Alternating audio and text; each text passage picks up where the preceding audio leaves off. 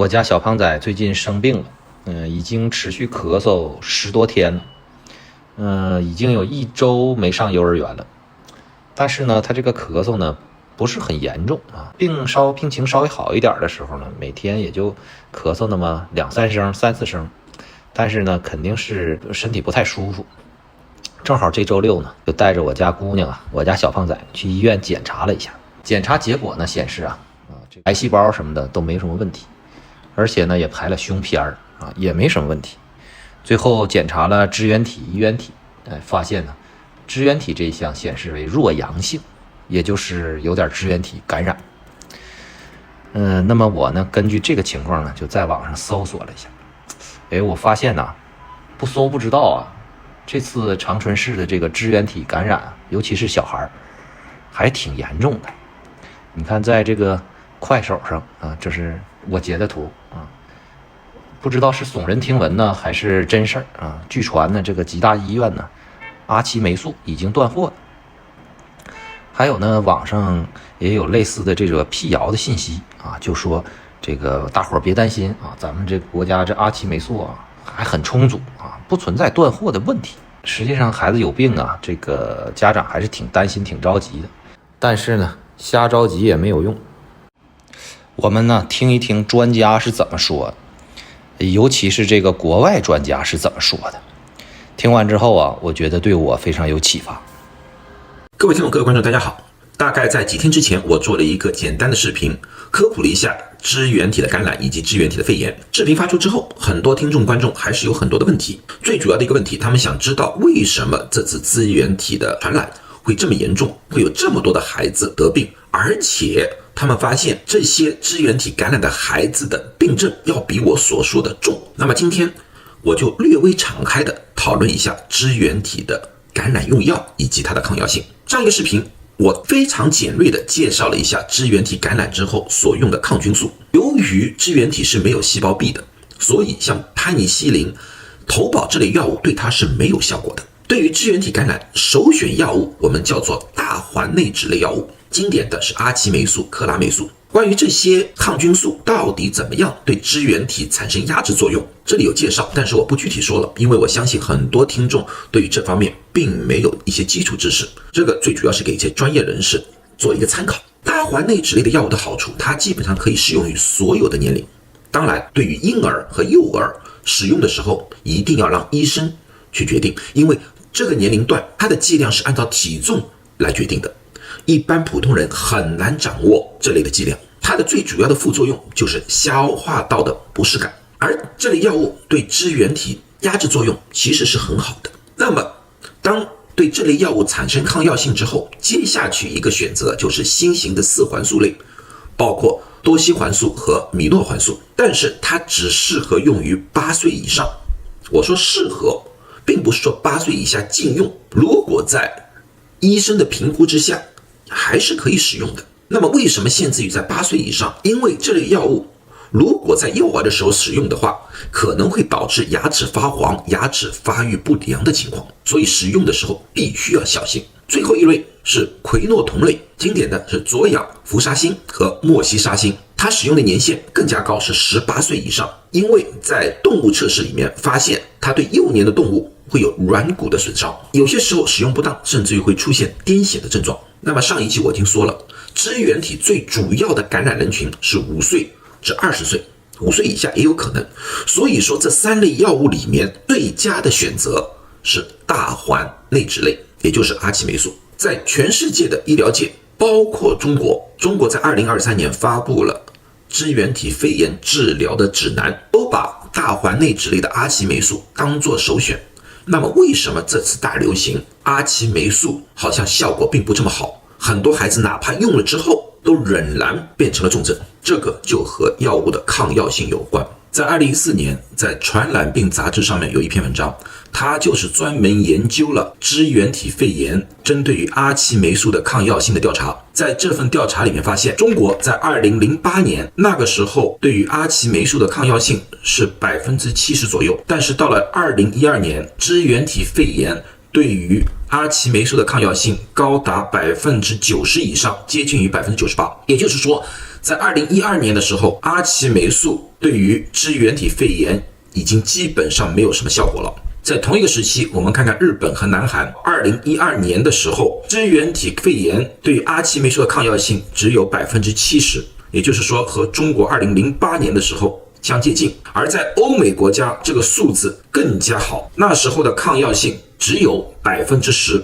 那么也就是说，到今年，哪怕这个数字没有任何改变，在中国阿奇霉素的抗药性已经高达98%。这也就是为什么今年的这次支原体肺炎的传播，阿奇霉素没有什么效果。然而在欧美国家并不是一件大事，因为阿奇霉素仍然有效。为什么会造成这一个大的差异？这就是抗生素滥用所造成的一种严重的后果。在欧美国家，抗生素是严格控制的，只有医生认为需要开处方，患者才可以弄到抗生素，才能进行这方面的治疗。而且医生会进行专业判断，不会无缘无故的给抗生素。给大家一个例子，就以我家庭为例，我2个女儿现在都是20多岁了，在她们出生到现在，我的大女儿抗生素一共使用了3次，而我小女儿用了2次。并不是说她们从来不生病，她小时候，特别是我的大女儿，她小时候每个月基本上都会有发烧、感冒的情况，因为这个是孩子在5岁、6岁的时候一个正常的一个免疫功能适应整个环境的一个过程来的。在当时的情况之下，他的外公外婆也非常紧张，也要求就发烧了几天之后用抗生素。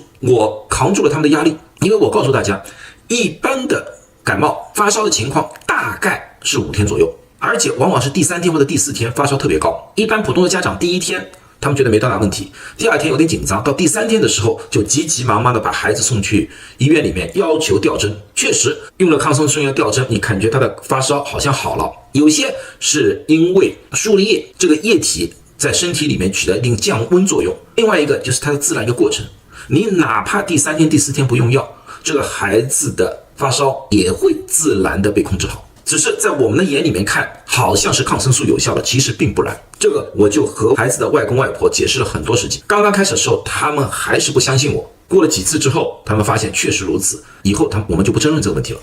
那么什么时候我的孩子用了抗生素？一般的情况之下，是他们发烧超过5天以上，那么这个时候我们就怀疑会有细菌性的并发症，那个时候才使用抗生素。这就是为什么我的孩子到至今为止只用了这么少次数的抗生素，而且1次抗生素吊针都没用过。我在美国生活了30年，我太太和我一样都是30多年，唯一1次抗生素吊针的是我太太生孩子的时候，因为她生孩子的时候发烧，我们认为是细菌性的感染，就用了1次抗生素的吊针，其他都没用过。这就是美国在抗生素的管控上面是如此的严格。那么很多人可能就说了，美国毒品管得不严，抗生素又管得这么严。其实你们要知道，抗生素过度使用造成的抗药性的危害并不比毒品差。全世界因为抗生素的抗药性，每年造成的直接死亡是127万人，间接的或者有相关的死亡超过500万人。哪怕在美国这么严格管控，每年因为抗生素的抗药性而造成的死亡都有4万多人。所以说这个问题是非常严重的一个问题来的。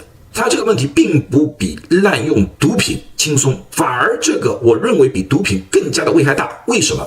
因为毒品是一个个人的选择，有些人愿意用毒品，愿意冒这个险，但是对于细菌的抗药性，某一个人被感染了，他没有选择，这不是他愿意遇到的一种东西来的。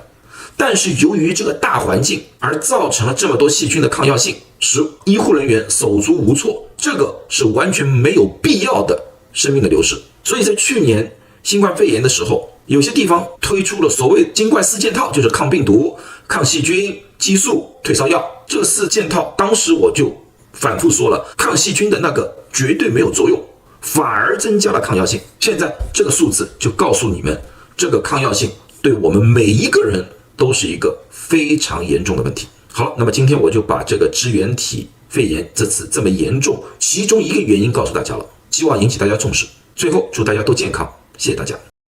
看完了国外医生对支原体感染的评价吧，这个网友就不淡定了啊。比如说这位网友啊，他说你张口闭口抗生素，那你告诉我，2岁小宝宝支原体感染了，药发展成肺炎了，不吃阿奇，不吃红霉素，能治愈吗？这个反映了绝大多数家长的一个心声吧。那你说孩子看着挺难受的，是吧？还发烧，这怎么弄？怎么弄啊？这位医生啊，很理智地回答了这个问题。他说，80%的呼吸道感染是病毒性的，那个时候如果使用抗生素就属于滥用，只有确定了细菌感染或者支原体感染才应该使用。所以不要张口闭口说一些自己不懂的东西。现在中国支原体高抗药性就是大量给病毒感染的人群不当使用抗生素引起的。我觉得他说的呢，我们应该这个理性的看待吧。确实啊，我刚才也说了，我说我家孩子这段时间咳嗽的时候，我给他吃了不少这个头孢。那么现在来看呢，这种治疗方案呢，那显然是有问题的，是吧？是有问题的。那么谈到这儿呢，孩子的事儿呢就告一段落。那其实我更担心的实际上是老人的问题。不瞒大家说，就是我家这个群里啊，经常发一些个养生啊，对一些慢性疾病啊，对于老头老太太慢性疾病啊怎么治疗啊，这等等吧，这一系列的帖子。咋说呢？我心里面看着呢，就感觉这个东西不是很靠谱，因为很多人呢都是我们家老头老太太呢，经常有这么几个特点啊。一到岁数大了，第一啊，讳疾忌医，非常排斥去医院做检查呀，做啥的。那除非是没办法，你拿出大把的时间陪着他去，他才肯去啊。第一，这是讳疾忌医。第二呢，愿意自己给自己开处方。你比如说我爸爸啊，前2天被我们家薅着鼻着去检查胃部的一些个疾病吧，结果是大面积的胃溃疡。这回他知道了，找了个诊所，花了大几千吧，好像得有3-4千块钱，买了3个疗程的治疗方案，天天到人家那儿去啊，开药啊、理疗啊等等的一系列治疗方案。咱也不知道人家给吃的是啥药啊，反正就是一堆中药，你就慢慢吃吧。我就觉得这种治疗啊，非常有问题啊。就像这位医生说的，你这个是吧，一个小小的咳嗽是吧，它背后都蕴含了很多深刻的病理学和药理学的知识。你说咱们普通老百姓啊，还不是医科专业是吧？那即便你是医科专业的是吧，它也分很多的科。你比如说你外科的，你给大伙治疗心脏的搭桥，你干这路业务的，可能你就不一定理解儿科的一些个疾病是吧？那么你是儿科的医生，你可能也不一定理解老年人一些个病的一些个原理。那么所以啊，你这种盲目的开药啊，自己给自己看病啊，大概率啊，我认为就会出问题，是吧？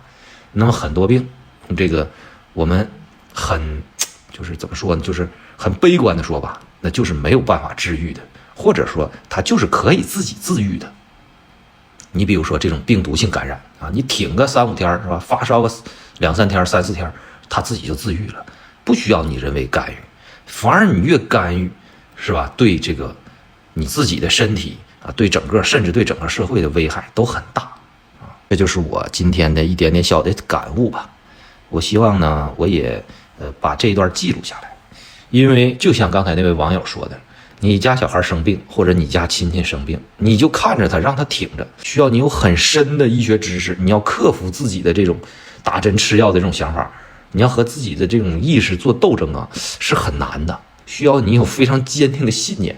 即便是你是这个你看，就像他说，即便他是这个医学背景专业的人啊，也面临着家人的一些个不理解和反对的声音。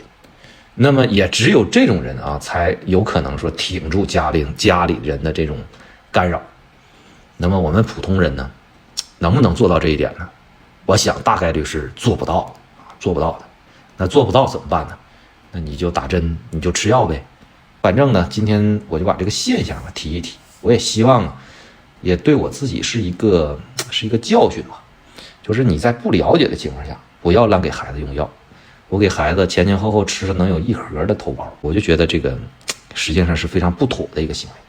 当然，你像我父母这个有时候有病啊，他们自己给自己开方抓药啊，我也拦不住啊，我也没办法。希望各位网友啊也帮我出出主意啊，这个时候你们是怎么办的？好了，今天呢我就说这么多啊，主要是给我自己啊做一个鞭策吧。以后再有类似的问题，我也会经常拿出这个视频来自己看一看，看看能不能得到什么启发。好了，谢谢大家。